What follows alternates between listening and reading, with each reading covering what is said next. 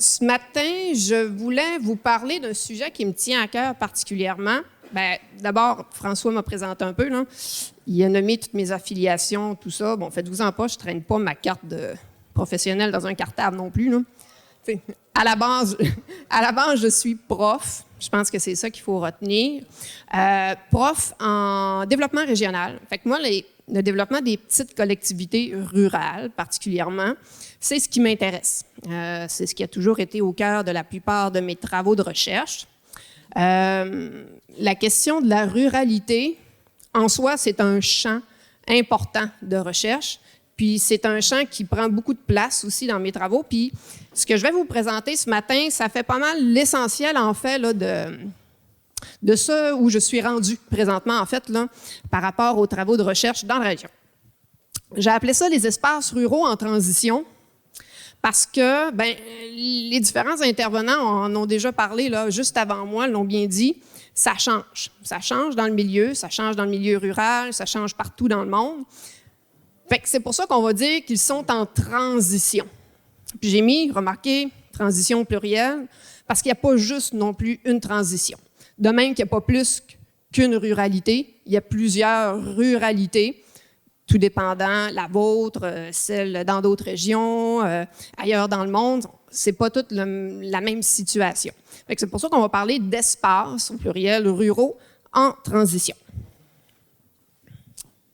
Ce que je vais vous parler ce matin, en fait, j'ai le sentiment que individuellement, je ne vous apprendrai pas grand-chose. Là, vous êtes en train de vous dire, « Ouais, fille, c'est pas vendeuse ton affaire. Hein? » Parce que pourquoi je t'assis ici, t'écouter si tu me dis que je t'apprendrai rien? Individuellement, je ne vous apprendrai rien parce que ce que je vais vous nommer ce matin, c'est des choses que vous vivez tous, là je parle aux agriculteurs, agricultrices, producteurs, productrices, que vous vivez tous en partie, puis que c'est quelque chose que vous connaissez. En fait, ce que je vais vous présenter, au-delà de votre situation individuelle, ce que je vais vous présenter, c'est un portrait collectif. Donc, une vision un peu plus élevée, finalement, de toutes vos situations individuelles. Fait que c'est en ce sens-là, en fait, que je vais apporter quelque chose peut-être plus de nouveau, en tout cas, du moins, je l'espère. Donc, pas au niveau individuel, mais plus un aspect collectif. OK. Ce matin, je vais vous parler de c'est quoi la ruralité. Là, vous allez me dire, bon, là, ça décolle mal. Je sais c'est quoi la ruralité. Je le sais. Mais aussi, notez que d'habitude, je parle à des urbains. Fait que déjà là, il faut prendre le temps d'expliquer bien les choses. Puis de bien expliquer surtout que la ruralité, c'est pas juste tout ce qui est pas de la ville, parce que c'est plus que ça, hein, je pense que vous le savez bien. Mais juste asseoir certaines choses qui vont vous permettre en fait de bien comprendre c'est quoi justement les transitions de la des espaces ruraux. On va parler plus des espaces ruraux québécois, évidemment, parce que c'est ce qui nous intéresse ici. Exposer déjà en fait les transitions que les espaces ruraux ont déjà vécues et celles qu'on est en train de vivre à l'heure actuelle. Ensuite de ça, on va regarder qu'est-ce que nous révèle la transition actuelle, justement. Puis après ça, on va aborder la notion de multifonctionnalité, là, qui est au cœur, en fait, des travaux, puis du projet de recherche dont François a parlé tout à l'heure et pour lequel François travaille avec nous, là, à l'heure actuelle. Il y aura une période de questions, puis, en tout cas, je présente les références parce que c'est la façon de faire. Là. Je pense pas que ça vous intéresse, mais vous les aurez si vous voulez faire les lectures parce qu'il y a plusieurs éléments intéressants là-dedans. N'hésitez pas s'il y a des choses qui sont pas claires. Mon but, c'est de ne pas vous assommer avec des thèmes qui valent cher au Scrabble. C'est de vraiment vous apporter quelque chose qui va vous permettre, vous, de faire plus, en fait, chacun dans votre situation individuelle pour le collectif. Alors, levez la main. Écoutez, je suis habituée d'être interrompue. J'ai 3 enfants en bas âge. Fait que ça fait 10 ans que je ne suis pas capable de tenir une conversation continue de plus de 30 secondes. Fait que je vis très bien avec ça. Ça marche? Je vais mettre ça là.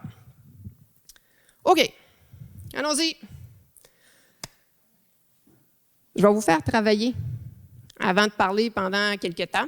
Avant de vous faire travailler sur, oui, c'est ça, les définitions de la ruralité, j'aimerais ça, moi, avoir votre perception, c'est-à-dire votre définition de ce qu'est exactement la ruralité. Bon, je vais vous présenter le meilleur. Ah, bien déjà, j'ai des termes qui sont rentrés. Alors, qu'est-ce que ça veut dire pour vous, la ruralité? Vous pouvez rentrer 3 termes. Alors, il y a des termes qui sont en train de rentrer, pouvant rentrer 3 maximum. Campagne, nature, végétaux, agriculture, bien sûr. Pour ceux qui ne sont pas familiers avec ça, plus le mot est gros, plus il est nommé souvent. OK? Fait que plus il a été nommé souvent par les gens. Nature, rang, espace, environnement, productif, qualité, j'imagine ça veut dire qualité de vie là, en quelque part, liberté, nourriture, vitalité. Alors, nature, campagne semble vouloir prendre plus de place, rang aussi. Famille, oiseaux, effectivement, qui reviennent. On s'en parle, François puis moi, on fait des comparatifs. Moi, je demeure à Saint-Ambroise. C'est quels les oiseaux du printemps qui sont revenus. Je n'ai pas encore mes merles, François. Je ne sais pas ce qu'ils font. Ouais, trop. J'ai les autres, mais je n'ai pas mes merles. Bon. Liberté, espace, végétaux, vitalité, oui, nourriture, paroisse, faible densité de population, effectivement, occupation du territoire, grands espaces, foin, calme, territoire, végétaux, ciel, ouais, c'est ça. Fait que je pense que, est-ce que je dois attendre d'autres termes? Est-ce qu'il y en a qui sont, oh oui, ça s'en vient. C'est pas nécessairement instantané. Ça bouge. Ben alors, je ne serai pas capable de lire, il va falloir que ça arrête un peu. Alors, agriculture a repris la place principale, si je pourrais dire, ainsi que nature, campagne, espace, rang. OK. Savoir-faire, pâturage, qualité de vie qui vient de ressortir. C'est bon. Merci pour votre participation. Il va continuer à bouger. On ira peut-être le regarder un peu plus tard parce que je vous fais travailler un peu plus tard là-dessus. On va retourner à la présentation si vous êtes d'accord. Ben, j'ai vraiment de la difficulté avec ma souris. OK. Oui, donc, j'ai eu votre perception de ce qu'est pour vous la ruralité. Merci, c'est intéressant. D'un point de vue un peu plus, je voudrais dire, scientifique, c'est peut-être pas de bon terme, mais de ce qu'on retrouve dans les écrits sur le sujet. Okay, on va dire ça comme ça. En fait, c'est pas si clair que ça. C'est quoi la ruralité? Comme je vous l'ai dit tout à l'heure, c'est pour ça que je l'ai mis, je le mets encore là au pluriel, il y a diverses formes de ruralité, puis il n'y en a pas une qui est meilleure que l'autre non plus. Je pense que c'est ça aussi qui est important à comprendre. La ruralité, on peut la définir selon différents, on pourrait dire, points de vue. Là. Le premier étant, ici, que la ruralité, c'est une zone géographique. Souvent, justement, quand je m'en vais faire des conférences dans les grands espaces urbains, justement, on dit, pour eux, la ruralité, c'est tout ce qui n'est pas dans la ville. Ouais, OK, mais encore, c'est plus que ça aussi. Ça peut être par nombre d'habitants. Par exemple, pour Statistique Canada, c'est 1000 $, n'importe quoi. 1000 habitants ou plus, c'est ça. À ce moment-là, on considère que c'est tout ce qui est en dehors d'une zone de 1000 habitants ou plus, on considère que c'est de la ruralité. Pour l'OCDE, qui est l'organisme économique de développement, eux autres, ils vont voir, ils préfèrent plutôt penser à 150 personnes par kilomètre carré. À ce moment-là, on va parler de ruralité. Fait que, bon, c'est des chiffres. Je pense que rendu à 1001, est-ce qu'on est encore dans une zone urbaine ou dans la ruralité? Je pense qu'on peut s'entendre que c'est des repères, mais que ce n'est pas quelque chose aussi là, très strict là, que l'on peut décider facilement comme ça. On va parler aussi de construction sociale. Qu'est-ce que je veux dire par là? C'est-à-dire que c'est une idée de ce qu'on fait de la ruralité dans l'imaginaire collectif, si on pourrait dire. Quand on interroge les gens, puis il est ressorti tout à l'heure, excusez-moi, les gens sur qu'est-ce que c'est la ruralité, souvent ils vont penser tout de suite au terme de communauté. Donc, c'est des communautés qui sont tissées serrées, où les gens se connaissent, s'entraident, etc., etc. C'est tout ce qui vient là, avec le terme de communauté. Je ne dis pas que ce n'est pas vrai, mais c'est peut-être aussi pas nécessairement ça partout aussi. Je pense que c'est ça qu'il faut comprendre. Le concept de tradition, que les zones rurales participe justement à la conservation des traditions, des savoir-faire, toute la notion de terroir aussi qui peut rentrer en ligne de compte là-dedans, bon, etc. Fait que ça, c'est une autre façon de concevoir la ruralité. Une troisième, c'est des caractéristiques, on va dire, plus physiques, notamment, puis je pense que celle-là qui est quand même de toute évidence, puis ça a beaucoup ressorti dans ce que vous avez dit, c'est des endroits où il y a une dominance de paysages avec couverture végétale. Je pense que ça va de soi. Effectivement, on peut s'entendre là-dessus. Des grands espaces verts, en tout cas naturels, si on pourrait dire, pour la plupart du temps. Et finalement, dans les écrits, ce qu'on va remarquer au niveau de la ruralité, c'est qu'on va concevoir ces espaces-là comme un usage ou une fonction. C'est-à-dire qu'on va considérer que la ruralité, c'est là où se produit la production agroalimentaire. Bon, je pense qu'on peut s'entendre là-dessus. Effectivement, c'est le cas. Production de fibres aussi. Dans certains milieux, il va aussi avoir la notion de protection de la nature qui va ressortir. Il y en a aussi qui vont voir ça comme les derniers remparts contre la modernité. Fait que là, on oppose la ruralité à la modernité. Ça me dérange toujours un peu. Mais en tout cas, bon. Alors, vous voyez que là, il y a vraiment différentes façons de définir la ruralité. Je vous présente les enfants Boudreau. Est-ce que vous connaissez les enfants Boudreau? Est-ce qu'il y en a qui sont originaires de l'Anse-Saint-Jean ici? Non? Alors, c'est une photo qui a été prise en 1939 par le National Geographic, la revue là, quand même assez prestigieuse, qui était venue, je ne sais pas pourquoi, là, donc à l'Anse-Saint-Jean.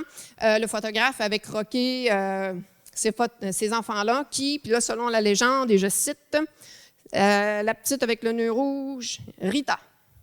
Ensuite, on continue, Lisette, Françoise, Vitale, Colombe, Marc et la petite dernière, Germaine, qui était supposée ramener les vaches le soir pour la traite. Alors, c'était ça qu'ils devaient faire. Donc, mai 1939, remarquez, ils sont tous nu-pieds. Puis, ils ramènent des vaches. Fait que c'est quand même intéressant. Là, on parle de 1939. Alors, on voit que c'était une autre époque, si on pourrait dire ça comme ça.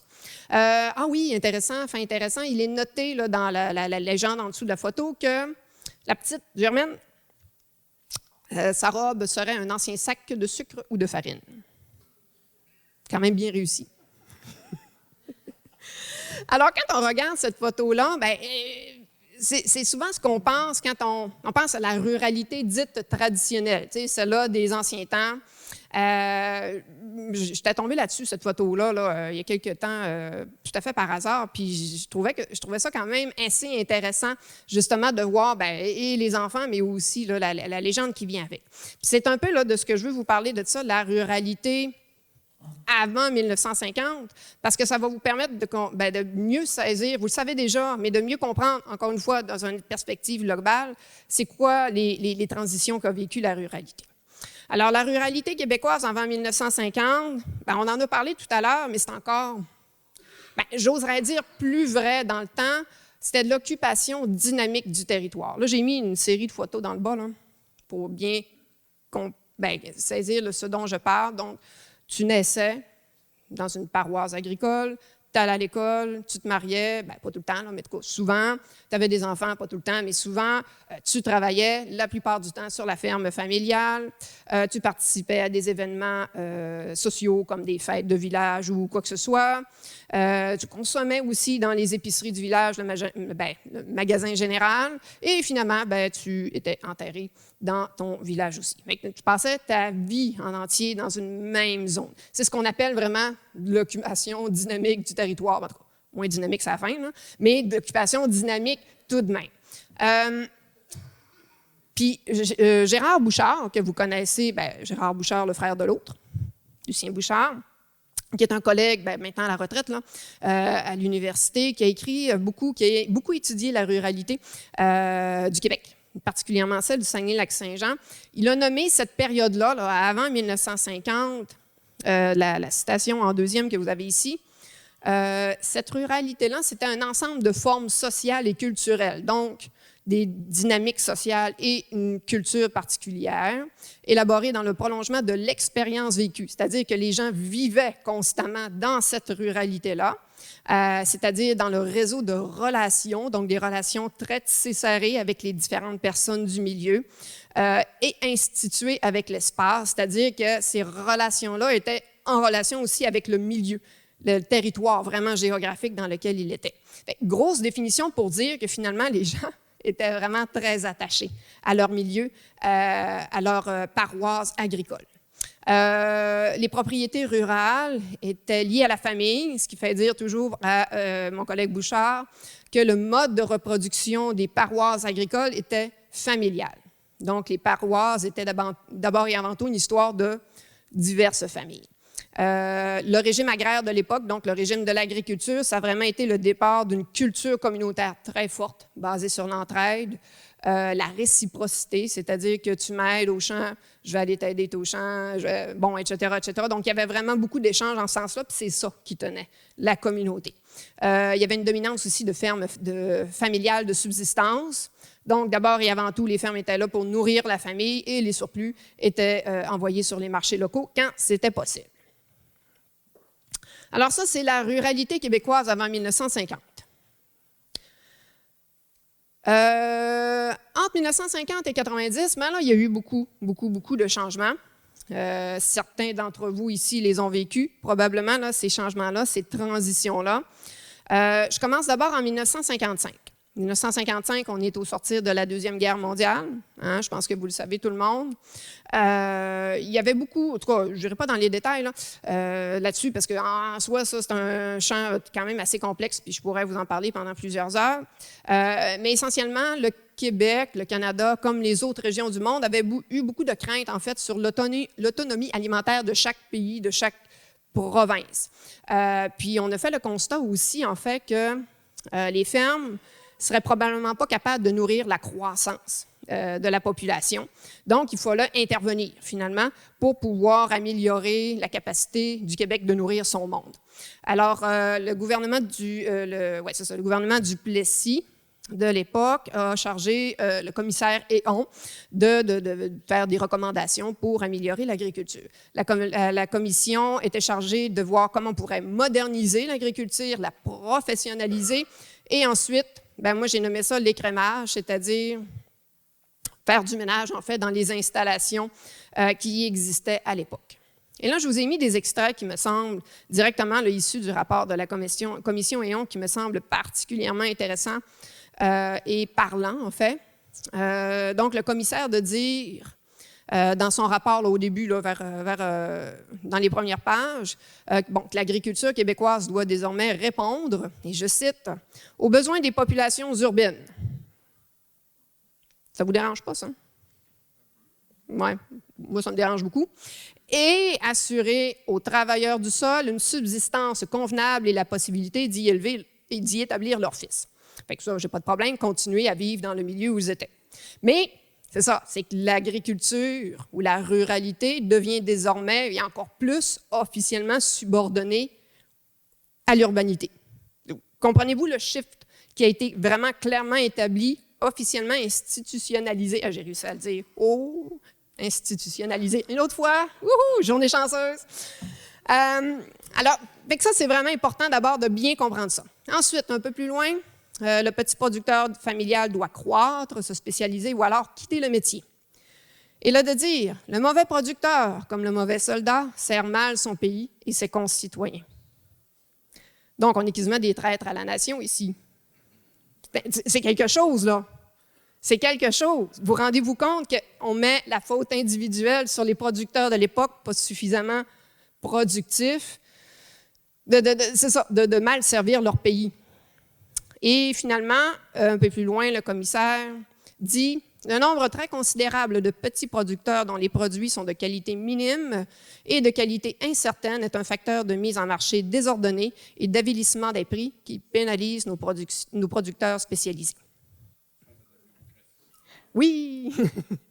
Alors, tu sais, c'est un discours qui est très clair. Mais, tu sais, je veux dire, bon, ça, c'est très dur, là, comme discours. Il y a quand même plusieurs autres mesures qui étaient là vraiment pour aider, là, et non pas écraser, finalement, les petits producteurs, si on pourrait dire. Mais on voit vraiment une tendance là, vraiment très claire, une volonté très claire de l'État québécois d'améliorer, de moderniser, de professionnaliser, surtout de faire de l'écrémage. Et en fait, je vais vous en parler tout à l'heure avec les graphiques, ça a été quand même assez efficace. Comme autre mesure là, dans le développement de l'agriculture, entre 1950 et 1990, vous avez eu la mise en place des contingentements de la production, donc les quotas. 1965, je crois, si je me souviens plus dans ces eaux-là. La syndicalisation obligatoire avec l'UPA, l'assurance stabilisation qui est venue plus tard, si je me souviens bien. Là, je ne suis pas bonne dans les dates, là, je m'excuse. La loi sur la mise en marché des produits agricoles et finalement la loi sur la protection des terres agricoles du Québec, la LPTAQ. Moi, je dis LPTAQ. Monsieur disait tout à l'heure LPTAC. J'avais jamais entendu ça. Je sais pas.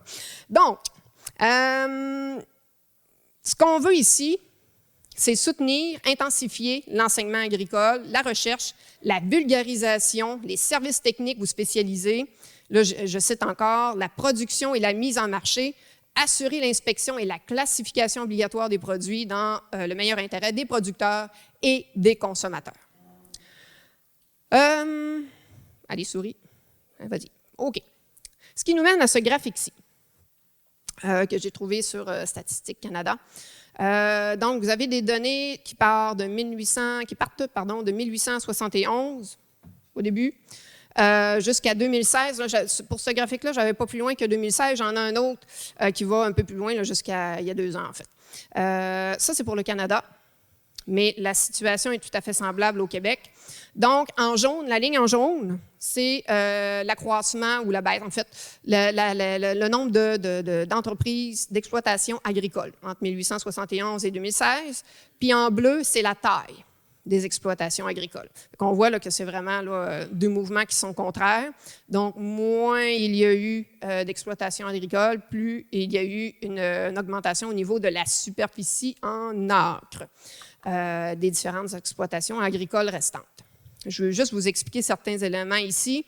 Je ne vous apprendrai rien comme il y a eu 2 guerres mondiales. La Première Guerre mondiale, après la Première Guerre mondiale, il y a eu une amélioration au niveau des prix alimentaires là, au niveau mondial, pas juste au Québec. Au Québec, ça a été particulièrement payant, entre guillemets. Donc, les producteurs se sont beaucoup... il y a eu beaucoup de nouvelles exploitations agricoles qui ont été mises en place. Ça, c'est la ligne qui est ici. Puis il y avait des meilleurs prix, donc c'était un bon temps finalement pour faire de l'agriculture à cette époque-là. Puis après ça, c'est ça. Il y a eu la Deuxième Guerre mondiale, donc 39-45, à peu près dans ce coin-ci. Et il y a eu la commission Héon, dont je vous parlais tout à l'heure. Elle a été instituée en 1951, si je me souviens bien. Rapport final remis en 1955. Ça concerne cette zone-là ici. Quand je vous disais tout à l'heure que ce qu'on voulait faire, c'était de l'écrémage dans les petits producteurs agricoles du temps. C'est exactement ce qui s'est passé. Puis vous voyez là, que la descente après ça a été brutale au début. Puis après ça, elle s'est poursuivie jusqu'à ici, 2016. Là, mais on pourrait regarder, on va le voir dans l'autre graphique tout à l'heure, c'est un peu semblable. Entre 1955 et 1965, si je me souviens bien, au Québec, on estime qu'il y a eu 100 000 fermes familiales qui sont disparues. 100 000. Mais ce n'est pas juste les fermes familiales, c'est les familles aussi qui sont parties des rangs. Et c'est la communauté aussi, les communautés qui ont vécu, en fait, cette transition-là. Je vous présente l'autre graphique ici. Ça, c'est le même, mais avec des données un peu moins anciennes et un peu plus récentes. Puis là, c'est vraiment pour le Québec. Donc, ça part de 1931 jusqu'à 2021. Oui, c'est ça, 2021.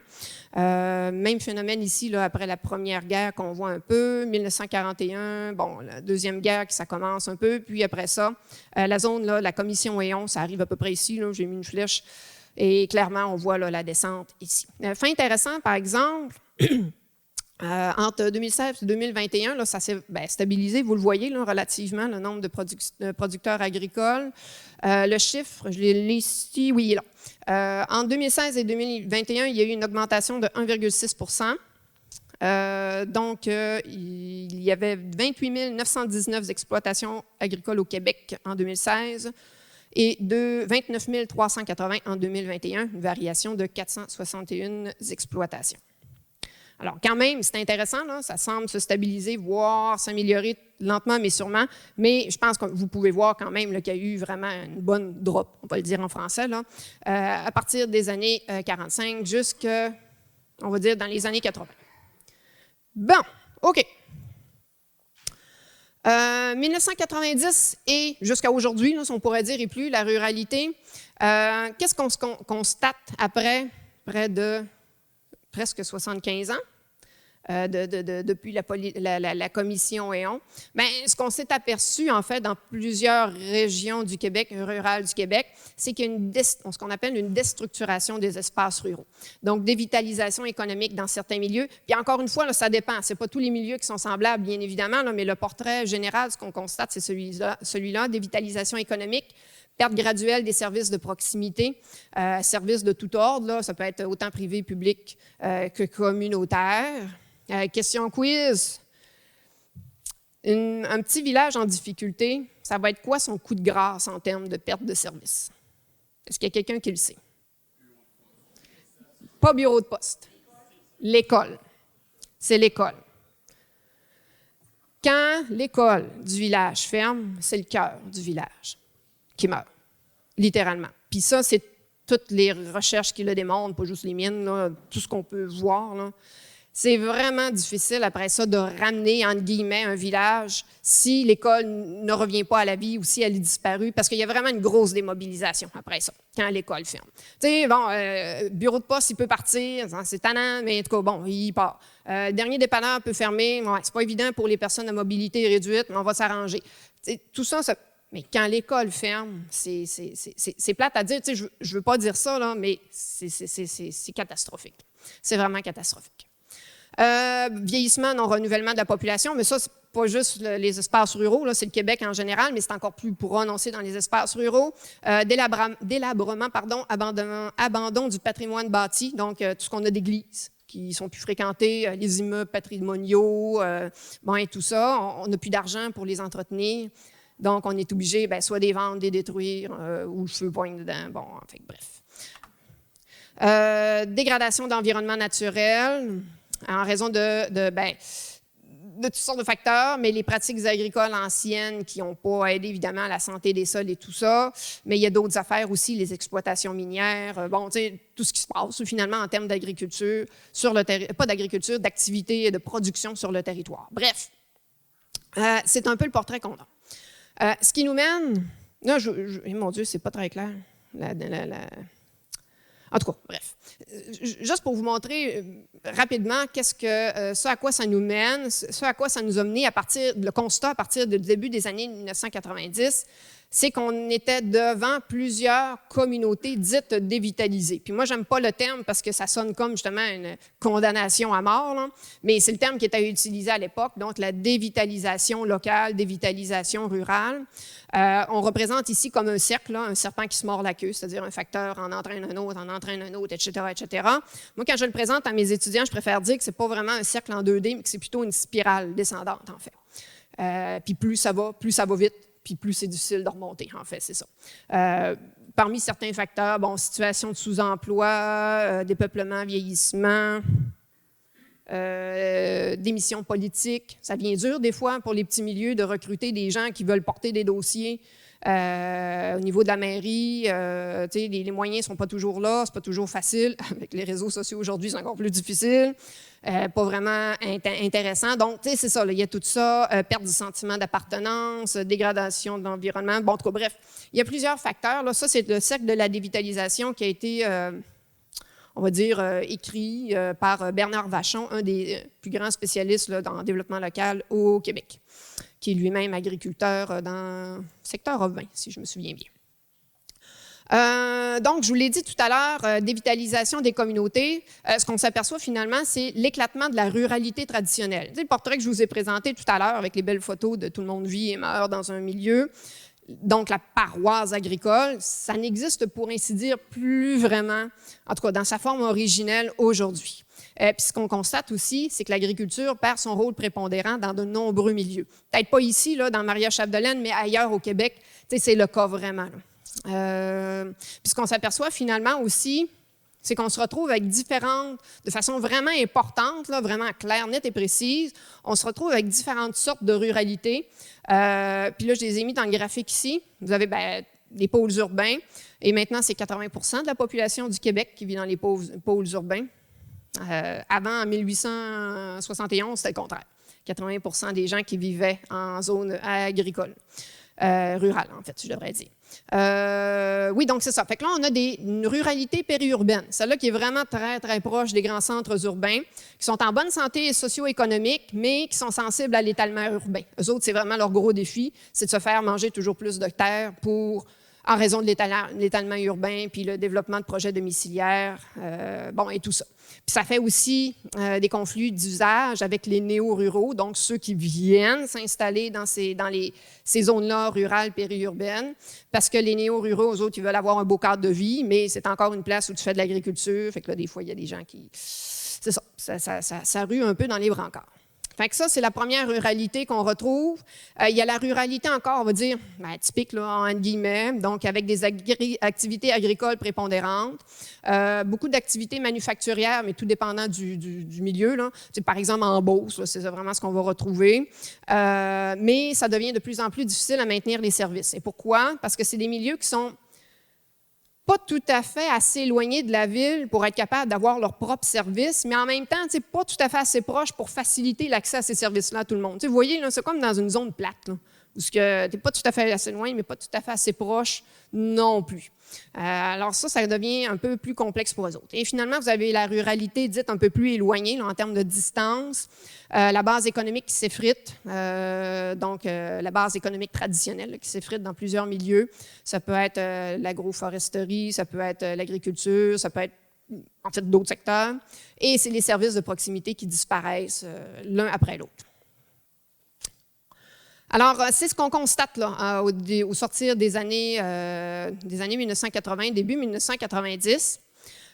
Toutefois, le gouvernement du Québec a quand même réagi à cette époque-là.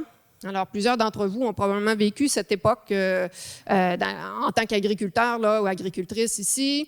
Ce qu'on a vu, il y a eu les États généraux du monde rural qui a été fait en 1997, si je me souviens bien.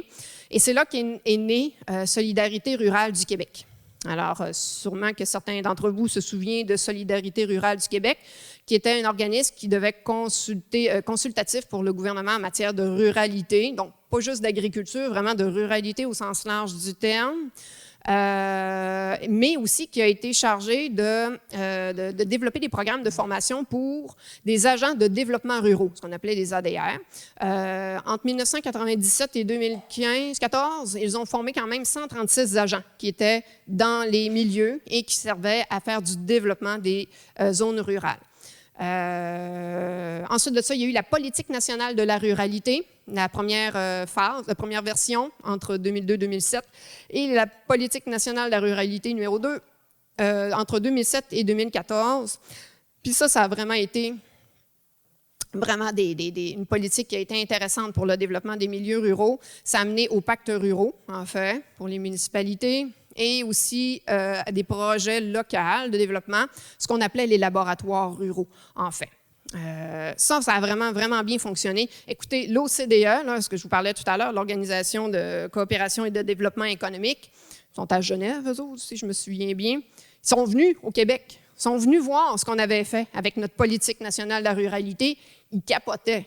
Ils faisaient « Wow, mais c'est donc bien génial ce que vous faites, vous aidez vraiment, vous avez des orientations claires, bon, etc., etc. » Si vous avez le temps à un moment donné, vous chercherez sur Internet le documentaire, comment ça s'appelle? Les Irréductibles, c'est ça? Oui, qui témoigne de l'histoire du développement du village de Saint-Camille en Estrie. Puis on voit la délégation de l'OCDE débarquer parce qu'eux autres, il y avait un laboratoire rural, puis c'est l'objet de ce documentaire-là.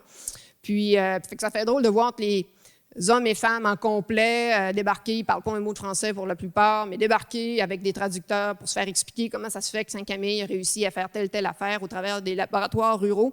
Donc, ouais, c'est ça. Ça a vraiment été, là, alors j'accélère, ça a vraiment été intéressant. Et il y a aussi eu la Commission sur l'avenir de l'agriculture et de l'agroalimentaire, c'est ça? CAQ, sans qu'il me manque une lettre, du Québec. en 2006, débuté en 2006 et dont le rapport a été déposé en 2008. OK. Et arrive 2015. Est-ce que vous vous souvenez de 2015? Oui, il y en a qui disent oui. Ouais. On s'en souvient tout un peu, mais je vais vous le remettre en mémoire pour mettre de bonne humeur. OK? Gouvernement Charest, qui institue diverses mesures d'austérité, qui fait des coupures un peu partout dans les... Ah, c'est ça, celui-là. Ah oui, c'était cool. Ah, oui, c'est ça. Pourquoi j'ai mis Charest, c'est ça. Mais bref, en tout cas, abandon... D'abord, en fait, on a cessé de financer. Il devait y avoir une politique nationale de la ruralité, 3e version. En 2014, elle a été abandonnée, donc elle n'a pas été financée. Solidarité rurale du Québec a perdu son financement, la majorité de son financement, 750 000 $ annuels. Ça existe toujours, là, SRQ, mais ils n'ont pas de financement. C'est difficile pour eux autres. La disparition des agents de développement ruraux, parce que Solidarité rurale du Québec a été, pour ainsi dire, abolie. Puis il y a eu aussi une vague, un arrêt de financement des plusieurs CLD. Fait qu'il y a beaucoup de centres locaux de développement en zone rurale, en régions éloignées, qui ont fermé. Et d'autres qui ont été fusionnés, aux municipalités ou quoi que ce soit. Là, il s'est passé toutes sortes d'affaires, mais il y en a qui ont carrément disparu. En fait, la moitié des CLD de l'époque ont disparu, ont fermé. Ce qui fait en sorte, en fait, puis moi, c'est souvent ce que je présente à mes étudiants, là, la flèche qui est là. Vous avez le avant 2015 en matière de développement régional rural, puis vous avez le après. Mais vous avez une ligne entre les deux, une fracture. Moi, ce que je dis souvent, encore une fois, à mes étudiants, c'est que le développement d'une région, d'une localité, c'est pas un sprint, c'est un marathon. C'est sur le long terme, c'est du marathon, ça prend du temps. Il faut que tu établisses des contacts, tu crées des liens de relation avec des partenaires, tu parles à ton monde, tu développes des projets, tout ça, ça se décide, puis ça prend du temps. Mais là, ce qui s'est passé, c'est que ça a arrêté complètement du jour au lendemain. Les territoires s'en sont remis, quoi qu'on en parle encore, là, 10 ans, un peu moins que 10 ans après, là, un peu plus de 10 ans après, c'est-à-dire, s'en sont remis, mais ceux qui s'en sont mieux remis, c'est ceux-là qui allaient déjà bien. Ceux qui avaient plus de difficultés, ils ont toujours encore des difficultés à cause de ces mesures-là, de ces coupures-là qui ont été faites. Alors, ce qui fait en sorte finalement là, que la course, elle a été interrompue, puis de redécoller toute la machine, c'est long. Puis il y en a encore qui rushent là-dessus. Là. Parlez-en aux petites municipalités. Moi, je travaille beaucoup là, dans des projets de recherche avec Petit-Saguenay. Ils n'arrêtent pas d'essayer de trouver des moyens de redémarrer le dynamisme de la communauté, mais c'est dur, parce qu'eux autres sont dans l'éloigné, ils ne sont pas à côté de rien, là. Ils sont vraiment dans l'éloigné. Il n'y a pas de mesures, il n'y a plus de financement, il y a des normes, tout ça qui fait en sorte que c'est difficile de développer la ruralité québécoise, et encore plus quand elle est éloignée. Donc, êtes-vous de bonne humeur? Hey, on en rajoute-tu une couche? Oh! Et voilà! On est rendu là, aujourd'hui. J'aime bien cette figure-là, en fait, parce qu'elle exprime très bien ce qu'on vient de vivre là, avec la COVID-19, ce qu'on commence à vivre au niveau économique, mais ce qui s'en vient au niveau des changements climatiques, puis ce qui s'en vient de façon plus large au niveau de l'effondrement de la biodiversité. On l'a vu, les espaces ruraux ont vécu des transitions, c'est vraiment depuis avant 1950 jusqu'à aujourd'hui. Ils ont changé, ils ont évolué, ils ont subi plusieurs choses, mais pas plus que, comme je l'ai dit tout à l'heure, il y a une seule ruralité, pas plus qu'il y a un même cas de figure à l'heure actuelle, c'est-à-dire qu'il y a des territoires qui vont mieux, puis il y a des territoires qui vont moins bien. Ceci dit, au niveau macro, là, vraiment social, au global, si vous préférez, il y a des choses qui s'en viennent puis qui vont toucher tout le monde, rural comme urbain. Puis c'est en fait là, ces différentes vagues-là qui sont à nos portes. La COVID-19, on l'a vu, monsieur l'a dit tout à l'heure, monsieur le président du PA l'a dit tout à l'heure. On a vu en fait là, que les tablettes vides puis tout ça, ça nous a fait réaliser en fait qu'il y avait des failles dans notre système, dans notre façon de concevoir, de produire, de sorte de patente, en fait, de consommer aussi, puis que, manifestement, on était fragile à certains égards. OK? Ça nous l'a fait réaliser de plein fouet, en fait, là. Puis ça n'a pas été facile non plus comme constat. Il y a cette chose-là. La crise économique actuelle, bien, pas actuelle, elle commence, elle s'en vient. Selon plusieurs auteurs, même si l'inflation semble vouloir tourner à sa place, il y a d'autres choses aussi qui s'en viennent parce que la Chine est vraiment dans une optique au niveau économique de reprendre le pouvoir économique par rapport au dollar américain. Puis ça va créer des fluctuations sur les marchés. La guerre en Ukraine et tout ça. Bon, tu sais, vous voyez, on est dans des climats incertains là, pour plusieurs années. Les cycles économiques, ça dure 10 ans, on va dire à peu près, là. C'est plus comme les anciens cycles économiques qui duraient 50, 60 ans. Maintenant, on est dans des cycles économiques très courts, donc 8 à 10 ans. Fait que mettons, les 10 prochaines années risquent d'être un peu plus plates.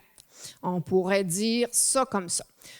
Devant ces différents défis-là, en fait, les espaces ruraux, ils ont besoin, en fait, de s'adapter et de trouver de nouvelles ressources d'adaptation. C'est pareil pour les urbains, mais moi, je vous parle des espaces ruraux, là. Mais je pense que c'est ce qui est important à comprendre, c'est que l'adaptation, elle ne s'impose pas, elle se choisit. Puis les moyens de s'adapter, ils se choisissent aussi. Puis c'est un peu ça que je vais vous présenter là, au travers du concept de multifonctionnalité de l'agriculture. OK. Je vous ai dit que j'allais parler du concept de multifonctionnalité de l'agriculture, mais avant, je prends un petit pas de recul, j'aimerais ça vous parler de la multifonctionnalité des espaces ruraux. Donc, pas juste de l'agriculture, OK, si vous me suivez bien. S'intéresser à la multifonctionnalité des espaces ruraux, en fait, c'est s'interroger sur ce qui se passe dans les milieux, comment les gens parlent, comment les différents acteurs fonctionnent ensemble pour pouvoir développer le territoire. Je suis sûre que vous avez en tête plusieurs exemples, mais moi, j'en ai un, notamment une des étudiantes avec laquelle j'ai travaillé récemment qui a documenté toute l'action du cercle des fermières puis de la FEAS, en fait, dans les espaces ruraux. Puis on a vu, en fait, elle a clairement démontré que, loin d'être juste des organisations, les femmes vont placoter en tricotant, il y avait beaucoup plus de choses qui se faisaient à ce niveau-là, vraiment d'action, à des degrés divers aussi selon les territoires, mais vraiment de l'action au niveau de la défense des droits, au niveau de l'égalité, au niveau de l'environnement aussi. La FEAS a parlé de questions environnementales dans l'agriculture, ça fait 50 ans qu'ils le font. Nous autres, ça fait combien de temps? Pas sûr que ça fait autant de temps que ça. Fait que, tu sais, il y a ce genre d'organisation-là qui existe dans les espaces ruraux, mais il y en a aussi plein d'autres. Mais de façon générale, en fait, là, on va dire, les différents acteurs qu'on retrouve dans un territoire, ils ont chacun une vision puis un désir, en fait, d'utiliser le territoire. Fait que les différentes fonctions qu'on retrouve dans les espaces ruraux, vous avez la fonction sociale, donc tout ce qui concerne le milieu de vie, les aspects récréatifs, le cadre de vie, la vie communautaire, les traditions, les valeurs, tout ça. Vous avez la fonction économique, évidemment, bien sûr, agricole, forestière, mine, tout dépendant des territoires. Le tourisme aussi, l'agrotourisme, qui est de plus en plus important dans certains milieux. Puis il y a des endroits aussi qui ont des industries, certains espaces ruraux qui ont des industries. Puis il y a la fonction aussi environnementale, donc de protéger la biodiversité, de protéger les ressources, les paysages, la faune, la flore, bon, etc., etc. Fait que ça, c'est la multifonctionnalité des espaces ruraux. Puis, notez qu'un résident, on va dire un simple résident, n'a pas la même vision d'une fonction que, par exemple, un agriculteur ou un élu ou un industriel, en fait. Fait que c'est bien important de comprendre que ces fonctions-là ne sont pas figées dans le temps, ça dépend vraiment de chaque personne. On va s'intéresser à la multifonctionnalité de l'agriculture, en fait. Ça dépend là, des auteurs qui s'intéressent là-dessus. Il y en a qui disent qu'il y en a 3, les mêmes en fait que je viens de vous présenter. Moi, j'aime bien cette figure-là de Lang, qui en présente 5 en fait. Donc, vous avez la fonction de la production agricole, bien sûr. Hein, dans l'agriculture, ça sert à produire des produits alimentaires ou non alimentaires aussi, dans certains cas. Vous avez la fonction économique, créer des emplois notamment, mais pas juste ça, apporter de la richesse dans un milieu. Entre autres choses, vous avez la fonction sociale, créer du lien avec les personnes dans le milieu, de l'insertion des personnes aussi, de se sentir accepté, utile finalement dans un milieu, la fonction culturelle, c'est-à-dire toutes les valeurs, traditions, le terroir qu'on peut retrouver par rapport à l'agriculture, et vous avez finalement la fonction environnementale qui est liée à la biodiversité, mais qui est liée aussi au paysage. Fait que ça, c'est les 5 fonctions qui sont déclinées. Mais comme je vous dis, selon le cas, en fait, selon les auteurs, on peut en avoir 5, on peut en avoir 3, mais moi, je préfère retenir celle-là qui est plus, on pourrait dire, un peu plus étendue là, dans ses définitions. Fait que je vous refais travailler. Alors, prenez votre cellulaire, on s'en va à la même place. En fait, le menti.com, c'est le même code, 5496. Là, je vais y aller tout de suite. Cette fois-là, on va s'interroger sur à quoi sert l'agriculture selon vous? Ah, vous avez déjà travaillé, vous êtes trop bon, trop fort. Alors, occuper le territoire, nourrir le territoire, la fonction économique, bien sûr. Gagner. Je ne suis pas sûre de comprendre, mais en tout cas, gagner. La communauté, oui. Gagner ta vie, oui, OK, oui, c'est bon, merci. Manger, valoriser, la liberté, valoriser, nourrir. Autonomie alimentaire. Je pense que c'est ça, là. Si on pouvait manger ressort à quelques endroits, si on pouvait le mettre avec le même, avec nourrir ressortirait encore plus. C'est correct, c'est normal, c'est aussi à ça que ça sert, l'agriculture. J'ai aucun problème avec ça. Ça bouge. Dynamiser le territoire, la vitaliser, valoriser le territoire, développer sans doute le territoire, développement local, solidarité, fierté, c'est le fun à voir. Protéger, oui. Biodiversité, on l'a vu. Faire vivre, préserver. Fait que vous voyez que ça quand même, là, c'est le fun de voir, en fait, que ce que vous me dites, là, ça s'aligne pas mal par rapport à ce que je vous ai présenté avec l'étoile de Laing. Tu sais, quand je vous disais que je ne vous apprendrais rien, bah, c'est ça. Je ne vous apprends rien, finalement. Mais c'est le fun de savoir que ce que vous pensez, parce que c'est vous les experts de votre territoire, de votre milieu, ben c'est vrai, c'est dans le fond ce qu'on retrouve dans les écrits. Oui, absolument. Animer la relève, gagner notre vie des systèmes, espace, occupation du territoire, oui. C'est super. Il va bouger sans doute encore un peu le temps que les autres rentrent. J'irai le re-regarder, mais très intéressant. Merci beaucoup. Donc, je termine en fait là-dessus.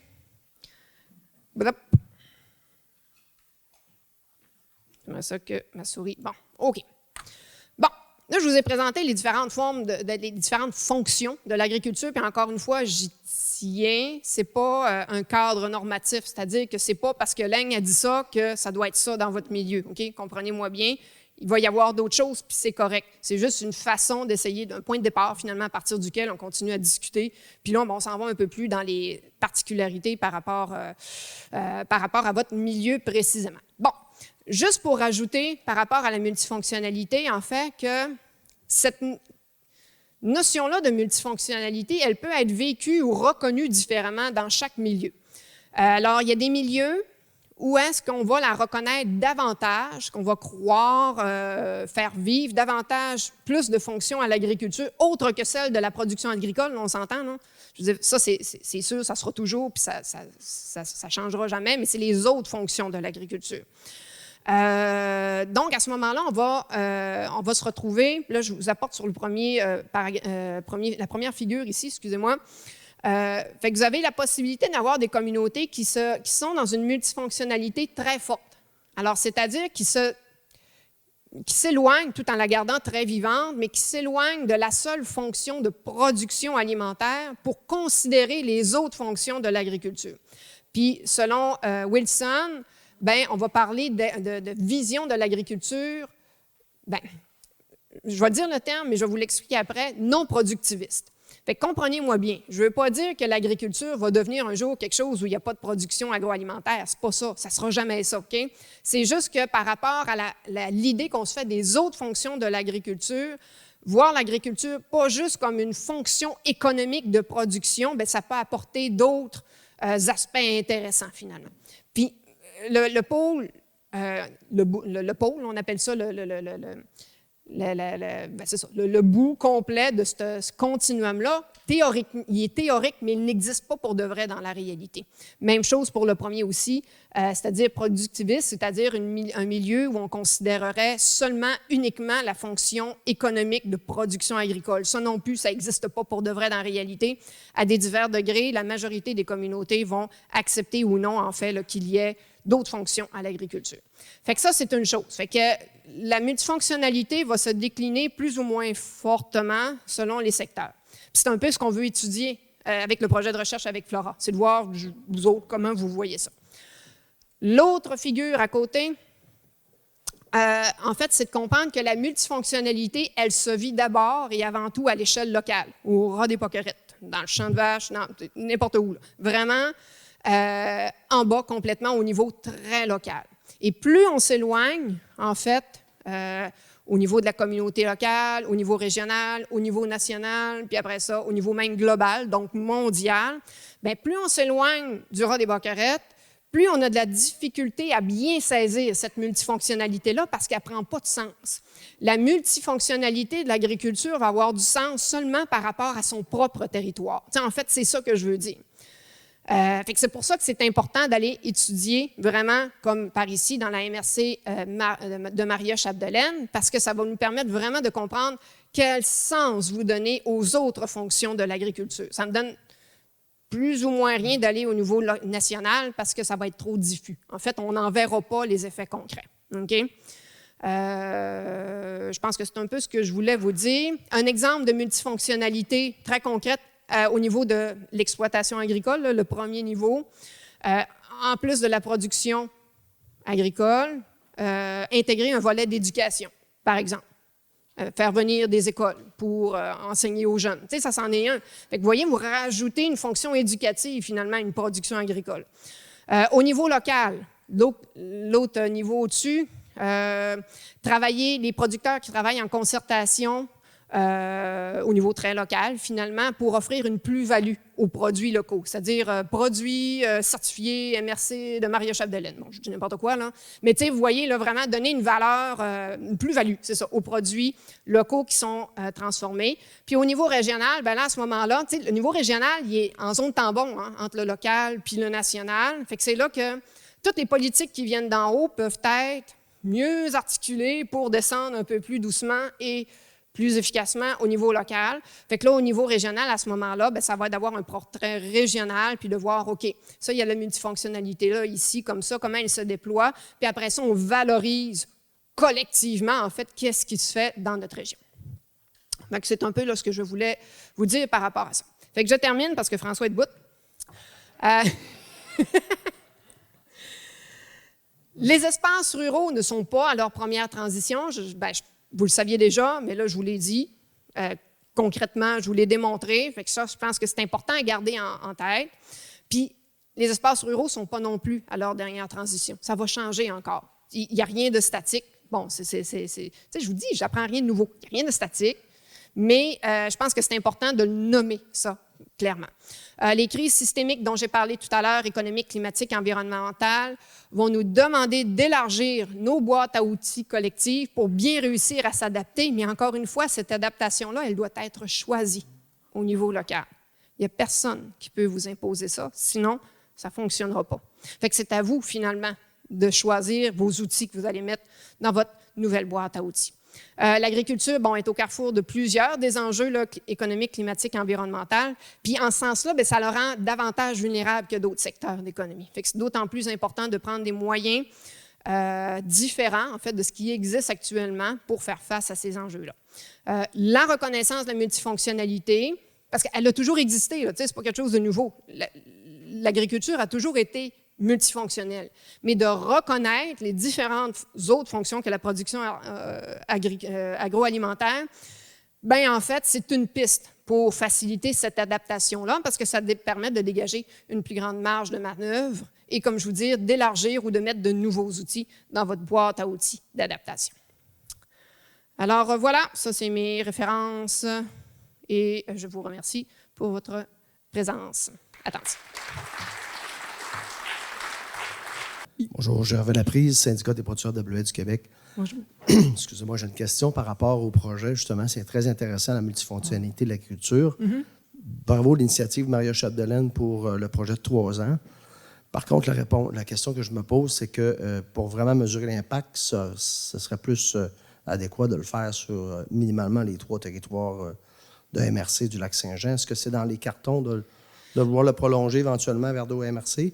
Ou encore, comment vous allez pouvoir mesurer la multifonctionnalité régionale si vous n'allez pas creuser dans les autres territoires? Oui, effectivement, c'est très pertinent comme commentaire. Merci. Oui.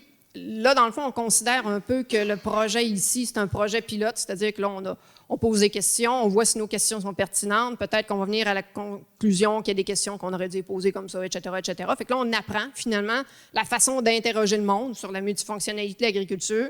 Fait que Maria Chapdelaine va nous aider finalement à mieux comprendre ça parce qu'il n'existe pas de recherche à l'heure actuelle concrète sur ce sujet-là. Okay? Ça n'a jamais été fait de la façon dont on le fait. Fait que c'est pour ça qu'on part un peu de zéro au niveau de nos instruments de mesure, là, si vous voulez. Là. Fait qu'une fois qu'on va avoir une bonne idée, on va les savoir tester ici, on va avoir retiré des enseignements. Moi, j'aimerais ça avec mes collègues, là, on en a déjà parlé, effectivement, aller voir, aller cogner aux portes des autres MRC pour voir si ça les intéresse. Donc, ça, c'est sûr que c'est vraiment quelque chose. Puis si on faisait ça au niveau régional, on serait la première région à le faire. Vraiment, non. Fait que ça pourrait être le fun. Oui, bonjour, madame. Je veux juste confirmer, en faisant le lien avec la photo du National Geographic. Oui. Je veux juste confirmer que j'ai porté la petite robe à fleurs tirée à partir d'un sac de farine. C'est vrai? Ben ouais. Oui, mais c'est donc bien génial! Mais en réalité, votre photo est de 39. Oui. Moi, j'ai porté la petite robe en 49. OK. Ah, mais quand même, t'as une bonne robe! Voilà. Ah, ben merci beaucoup. On va se parler tantôt.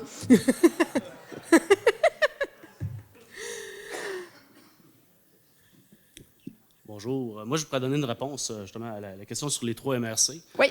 Dernièrement, à l'échelle de la région, on s'est vanté d'avoir un des plus beaux bilans migratoires là, des dernières années. Puis étrangement, à Maria Chapdelaine, on était proche de 0. Ce qui veut dire que, dans le fond, même si la région peut bien aller, il faut quand même être honnête avec nous-mêmes. Là, dans la MRC de Maria Chapdelaine, honnêtement, on a beaucoup de difficultés au niveau de la sécurité alimentaire. Puis le bilan de 0, quand tout le monde se dit qu'ils ont eu le meilleur bilan depuis plusieurs années, je pense qu'on a des défis qui sont particulièrement présents dans Maria Chapdelaine. Puis c'est intéressant de s'y attaquer de manière très pointue. Ça, c'est un petit élément de réponse. 2 autres éléments on va donner des stats un peu. Tantôt, on parlait de la relève. Dans le même rapport de la RBC, on disait qu'il y avait 10 des fermes au Québec qui prévoyaient fermer dans 10 ans. Ce qui veut dire que la vague de fermeture qu'on parlait d'ici là quelques années est, dans le fond, en train de se reproduire à une autre échelle. Ça, c'est un élément. Là-dedans, il y a 30 des fermes, tu vois, peut-être le pourcentage, on pourra me recorriger, là, dans le fond, qui n'étaient pas capables d'aller atteindre leurs obligations financières. Puis, dans le fond, les fermes qui s'en tiraient bien, c'était celles qui avaient des bonnes capitalisations, c'est-à-dire des fermes laitières ou des fermes de grains, dans le fond, dans lesquelles il y a une bonne capitalisation. 70 des jeunes de la relève font 2 emplois en même temps. Puis c'est essentiellement au niveau de la relève que la capitalisation est excessivement difficile. Puis je pense que nos élus qui sont ici présents aujourd'hui peuvent avoir un rôle super important à jouer à ce niveau-là. Puis un autre élément au niveau de la résilience puis de l'autonomie alimentaire du Québec, 85 des légumes à l'échelle, je vous parle du volet maraîcher parce que je suis producteur maraîcher biologique à Dolbeau-Mistassini, ça fait que c'est mon domaine, je connais un peu plus. Mais 85 de la production de légumes au Québec se fait à l'échelle de seulement 5 entreprises. Okay? Ce qui veut dire qu'au niveau de la résilience, c'est à peu près 0 pin bar. Okay? Bon, ça, c'est un premier élément. Parce que moi, dans le fond, j'aimerais ça qu'éventuellement, par exemple, les petits garçons de Saint-Thomas-du-Dîme puissent aller voir Lindsay pour manger un concombre, qui n'aura pas besoin d'aller faire un aller-retour à Montréal, puis qui n'aura pas besoin de recevoir des fongicides à toutes les semaines pour justement nourrir les petits gars et les petites filles de Saint-Thomas-du-Dîme.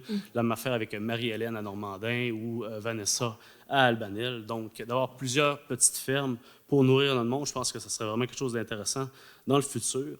Puis ça, c'est plein de petits constats que je fais. Mais ce que je veux dire, je veux donner, dans le fond, le défi, là, on fait la phase 1 sur la documentation du phénomène. Oui. Je pense qu'on va aller chercher différentes politiques, différentes manières de faire pour dynamiser le territoire, puis on a vraiment un territoire vraiment intéressant à faire un projet pilote, à vraiment mettre l'accent sur Maria Chapdelaine pour dynamiser notre ruralité. Puis j'aimerais ça, dans le fond, qu'on prévoit tout de suite, puis puis qu'il y ait des élus qui prennent un engagement éventuel pour déposer une phase 2 dans laquelle on aura des actions. On pourrait établir une phase 2 en partenariat avec l'UQAC, dans laquelle les indicateurs qui auront été identifiés pourront être suivis sur les 10 à 15 années prochaines pour faire en sorte que les politiques qu'on met en place localement puissent se refléter à travers des nouvelles familles qui viennent s'installer sur le territoire et compagnie, mais qu'on fasse pas rien qu'en parler, mais qu'on le fasse pour de vrai. Merci. Merci.